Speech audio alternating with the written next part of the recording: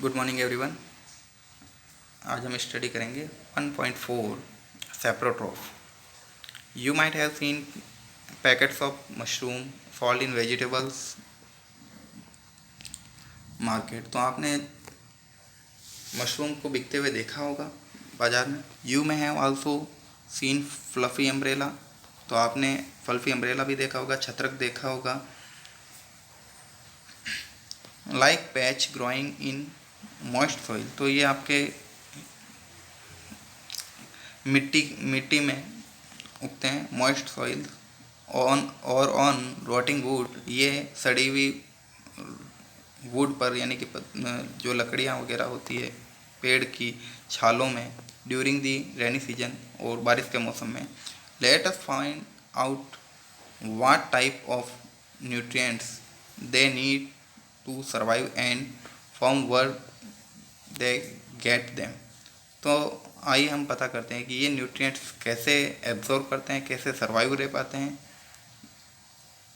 गिरदेम ये मशरूम्स हैं आपके एक पैकेट के अंदर जो बिक रहे हैं। बेटा ये उगते तो ऐसे सड़े गली जगह पर ही है, गंदगी में ही उगते हैं, और डेड एंड डिके जगह पर। और यहीं डेड एंड डिके जगह से ही वे अपना फूड जो है एब्जॉर्ब करते हैं। अब है activity 1। Take a piece of bread. आपको एक ब्रेड का पीस लेना है। Moisture in it with water. इसको आपको पानी में भिगो देना है।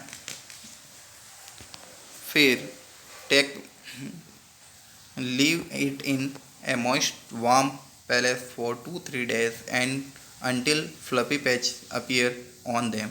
और इसको 2-3 दिनों के लिए छोड़ देना है उष्ण स्थान पर, मॉइस्ट वार्म प्लेस, गर्म स्थान पर छोड़ देना है। 2-3 दिन बाद आप देखोगे इसके ऊपर कि इसके ऊपर फ्लफ़ी यानी कि फफूंद वगैरह आने लग गई है, फ्लफ़ी कवक। What is the colour of this patches.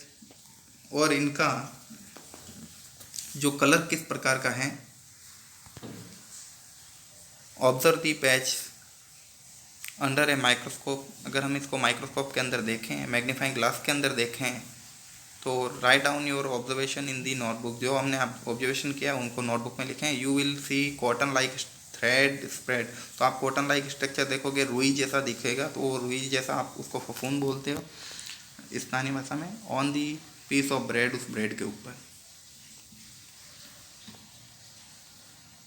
तो ये आपके ब्रेड के ऊपर देखो बेटा, जूम करके दिखाया हुआ है।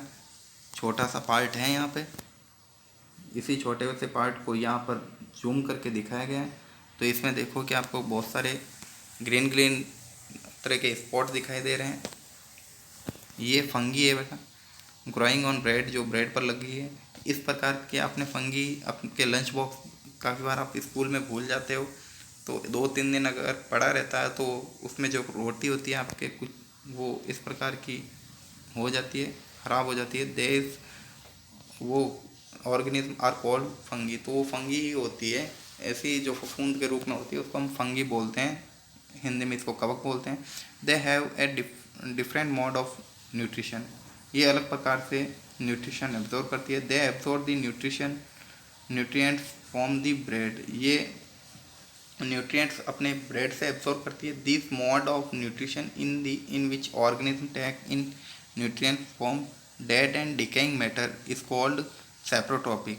तो ऐसे इस प्रकार जो ये न्यूट्रिशन एब्जॉर्ब करते हैं ऑर्गेनिज्म, न्यूट्रिएंट्स एब्जॉर्ब करते हैं डेड एंड डिकेइंग मैटर से, तो उनको हम सेप्रोट्रॉपिक न्यूट्रिएंट्स बोलते हैं। तो आपको ये अंडरलाइन कर लेनी है बेटा, यहाँ से यहाँ तक। Such organism with saprotrophic mode of nutrition are called saprotroph. और ऐसे जो सेप्रोट्रॉपिक मोड से न्यूट्रिशन एब्जॉर्ब करते हैं उनको हम सेप्रोट्रॉफ बोलते हैं। तो आपके यहाँ से ये एंड तक आपको अंडरलाइन कर लेना, नोटबुक में नोट करना कि ऐसे जीव जो सड़ी गली वस्तुओं से अपना भोजन प्राप्त करते हैं उनको सेप्रोट्रॉपिक न्यूट्रिएंट्स सेप्रोट्रॉफ बोलते हैं, मृतजीवी। Fungi also grow on pickles, leather, cloth and articles that are left in hot and humid weather और लॉन्ग टाइम। ये ज़्यादातर फंगी जो होती है बेटा पिकल्स अचार पर लगती है, लेदर पर भी लग सकती है यानी कि चमड़े पर, क्लॉथ पर, कपड़ों पर, अदर आर्टिकल्स यानी कि अदर अन्य वस्तुओं पर भी लग सकती है। ज़्यादातर ये हॉट एंड ह्यूमिड वेदर में लगती है यानी कि गर्म और आर्द्रता ग्रही, यानी कि अभी बारिश के मौसम में फंगी है जो काफ़ी वस्तुओं पर लगती है और जल्दी ख़राब हो जाती है वस्तुएं, क्योंकि during the rainy season they spoil many things, यानी कि वर्षा ऋतु के समय काफ़ी मात्रा में जो ये इसके फंगी के स्पोर्स होते हैं, वो स्पोर्स जो हैं काफ़ी तीव्रता से रिप्रोडक्शन करते हैं और रिप्रोडक्शन से ये फैलते हैं, किसी भी वस्तु पर बैठते हैं। तो जैसे कि एक छोटा सा स्पोर्स है, इसका बीजाणु है, जो ये बीजाणु वायु में जो आपके आर्द्रता ज़्यादा रहती है, ह्यूमिडिटी ज़्यादा ह्यूमिड वेदर ज़्यादा रहता है बारिश के मौसम में, तो उसके अंदर ये मिक्स होकर किसी भी खाद्य पदार्थ पर यानी कि भोजन फूड पर बैठता है और उस पर ये रिप्रोडक्शन करके 1 से 2, 2 से 4 ऐसे वृद्धि करके उस पूरी वस्तु को ख़राब करने लगता है। जैसा कि आपको पता है कि आपके घर में अचार वगैरह होता है, तो उस पर थोड़ी सी अगर फफूंद आ जाए तो धीरे धीरे वो बढ़ने लगती है और ऐसे ही पूरे अचार को ख़राब कर देती है। तो फंगी फैलती भी जल्दी है। Ask your parents about the menace of fungi in your house. आप अपने पेरेंट्स से भी पूछ सकते हैं कि किस प्रकार फंगी फैलती है। They fungal spores are generally present in the air. ये फंगल स्पोर्स जो होते हैं, ये बीजाणु जो होते हैं, ये हवा में प्रेजेंट रहते हैं हर समय। व्हेन दे लैंड ऑन, जब ये बेटा लैंड करते हैं यानी कि जब स्पोर ये बैठ जाते हैं, वेट एंड वार्म थिंग, अगर वो गीली और वार्म गर्म जगह में बैठ जाते हैं, दी जर्मिनेटेड, तो वो जर्मिनेट होते हैं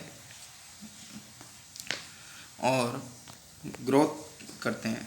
तो वैसे में जितने भी बीजाणु होते हैं वो एक दूसरे के साथ बैठकर वृद्धि करते हैं। Now can you figure out how we can protect our things from getting spoil. तो हम इनको कैसे बचा सकते हैं, कैसे प्रोटेक्ट कर सकते हैं food. Some organism live together and share both shelter and nutrients. This relationship is called symbiosis। बेटा कुछ जीव ऐसे होते हैं जो अपना आवास यानी कि जो शेल्टर यानी आवास होते हैं, एंड न्यूट्रिएंट्स पोषक, ये क्या करते हैं कि एक दूसरे को शेयर करते हैं। दोनों एक दूसरे को शेल्टर और न्यूट्रिएंट्स शेयर करते हैं। This is relationship is called symbiosis, जो आपने पिछली क्लास में पढ़ा है। फॉर एग्जाम्पल, जैसे कि certain fungi live inside the roots of plant. Fungi जो हैं वो आपके वृक्षों की जड़ों में रहते हैं और दी प्लांट प्रोवाइड, तो प्लांट प्रोवाइड करता है उनको nutrients to the fungus and in return the fungus provide water. तो प्लांट जो है प्रोवाइड कर देते हैं न्यूट्रिएंट्स, पोषक तत्व प्रोवाइड करते हैं फंगस को। इन return the fungus provide water, तो ये फंगस रिटर्न में वाटर पानी देता है।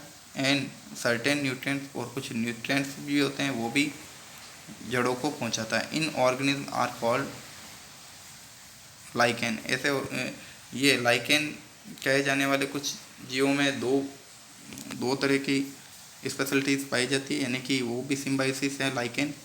हम पिछली क्लास में भी आपने पढ़ा, लाइकेन है जो सिम्बायोसिस है। क्लोरोफिल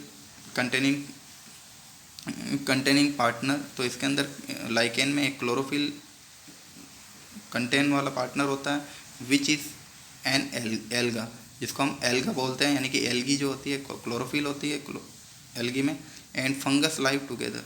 तो फंगस जो होती है उसको रहने के लिए स्थान देती है। दी फंगस प्रोवाइड शेल्टर, तो फंगस होगी वो रहने का स्थान देगी। Water and minerals to the algae, और ये पानी और मिनरल्स, वाटर और मिनरल्स भी प्रोवाइड करवाएगी एल्गी को। और रिटर्न में एल्गी क्या करेगी, एल्गी करेगी कि the alga prepare the provide food, तो एल्गी जो है प्रिपेयर करेगी फूड और फंगस को प्रोवाइड कराएगी, तो वो भोजन देने का काम एल्गी करती है।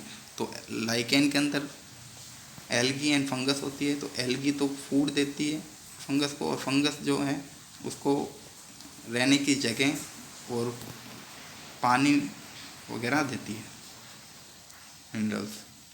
नेक्स्ट है आपके 1.5 how nutrients are replenished in the soil, ये नेक्स्ट कल पढ़ेंगे।